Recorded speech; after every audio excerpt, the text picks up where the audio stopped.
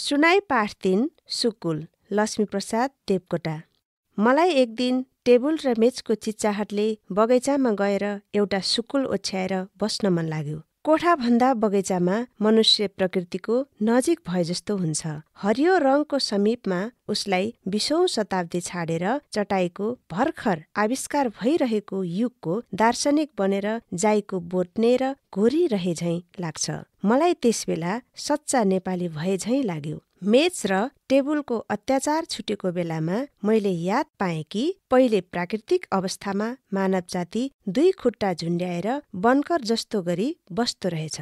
मलाई यस्तो लाग्यो कि मेचमा बस्ने व्यक्तिमा चञ्चलता हुन्छ, किनकि अप्राकृतिक तवरले आधुनिक आसनीमा गोडा पिडौलालाई प्राकृतिक तालिम छैन। ऋषिमुनिहरू पलेटी कसेर बस्थे समाहित पद्मासनमा। एक भाग शरीर पनि रौँ प्रमाण हिल्दैनथ्यो। उनीहरू मेरुदण्ड सिधा गरेर खटिया राखी पढ्ने या ध्यान गर्ने गर्थे।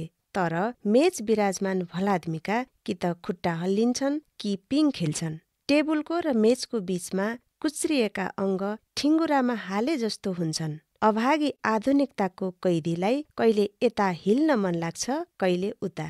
फर्कदा पनि खराक खुरुक आवाज नगरी फर्कन सक्दैन र यसको मुख्य अवगुण त्यसबेला थाहा हुन्छ जब भाषा परिषदमा मग्न भएर मिहिन विचार उब्जाइरहेको लेखनदासका मगजमा गिर्खा खरखराउँछन्।